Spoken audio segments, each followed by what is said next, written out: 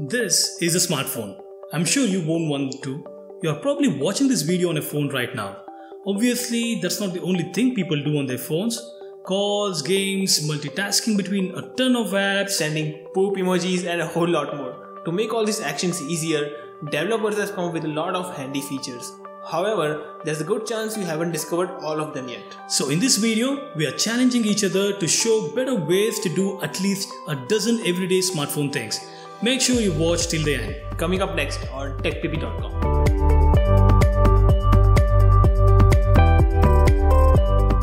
Right then, Shubham, how fast can you send your favorite poop emoji on WhatsApp? Okay, weirdo, I will show you.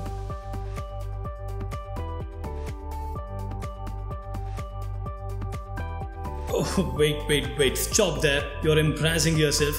There is a better and quicker way to do that. So instead of browsing the entire emoji panel, you can simply use the Emoji Predictions. That's right, like text predictions, virtual keyboards can now predict emojis as well based on what you are typing. So say you want the fire emoji, all you need to do is start typing fire and the keyboard will pull it up for you. Not all keyboards apps support it though. I would recommend checking out the Microsoft Swift key. There are more reasons I recommend it, but let's not get into that. Alright, my turn now. Tell me, how do you switch between the last two apps? Oh, that's easy. Go to the recent apps menu and tap the last app. Wait, you're doing it completely wrong. Okay, stop wasting my time and just tell what it is. Fine. With the recent updates to both iOS and Android, you can now switch between the last two apps with a simple shortcut. On Android, Nougat or above, double tap the Recents button, and on iOS, 3D touch the left edge and swipe towards the right. Okay, that's pretty handy. I will give that to you. Of course you will. Okay, for my next trick, answer this. Whenever you get an OTP SMS, what do you think is the quickest way to copy that? Tap the notification and copy the code.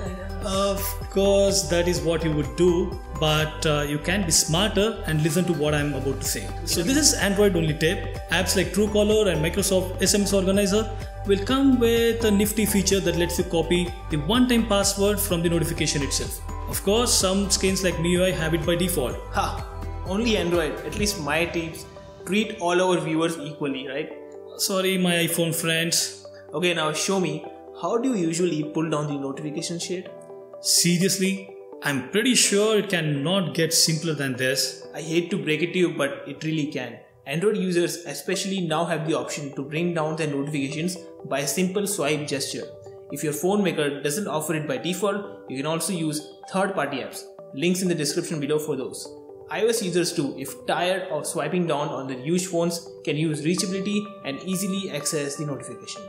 Okay, I know some people who will be hating me for this, but I have another Android only tip. iPhone hater. Okay Shubham, are you still launching the entire app for adding little things like a to-do? Sure, that's what apps are for, right? Oh, well, technically yes, but for if you're using Android Nougat, Google has added the ability to configure custom quick settings. So if the developer has updated its app, you can pin a shortcut, for instance, add a new task in the quick settings besides settings like Wi-Fi, Bluetooth, etc. Wow, that really sounds handy, but I don't see an option in the app. For that, you will have to edit the quick settings page. To do that, pull down the panel and tap the pencil icon. Then drag the action that you are looking for from the bottom section onto the top one. That's awesome, man. Thanks. You're welcome. That reminds me, can you send me a text quickly? Okay, why? Why would you want to do that? Just do it. Okay.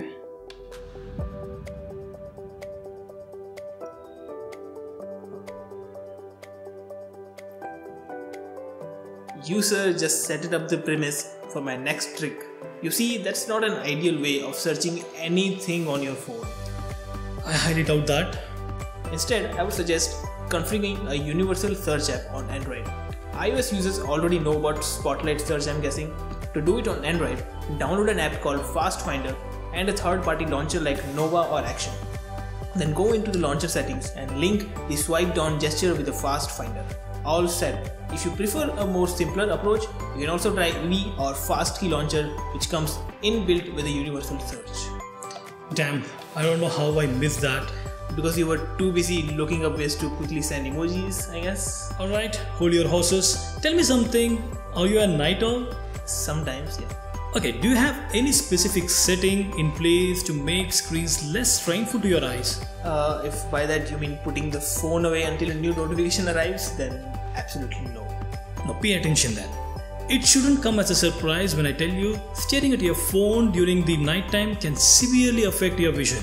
Therefore, I suggest enabling the night mode or night light or whatever the OEM call for on the phone, which can significantly bring down the blue light impact, which in turn will also help you sleep better. Fine then, let's move on. How quickly can you take a picture of this mic? This one? Okay, let me show you that. Great, go for it. What if I tell you can get rid of one of those steps you just did? Okay, I would say thank you. Yeah, so phone makers have now begun bundling a nifty shortcut which lets you launch the camera by simply pressing the power button twice. If it's not enabled by default, look for it in the settings. Otherwise, you can also look for gestures like drawing a circle to jump into the camera.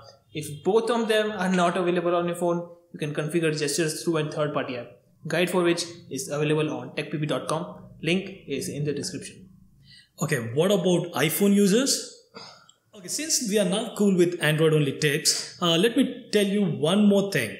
This is one for taking the screenshots. Are you going to talk about that button combination? No, silly. It's through the Google Assistant. Google has added a quick button for taking screenshots to Assistant. You can access it by long pressing the home key and tapping the share screenshot option.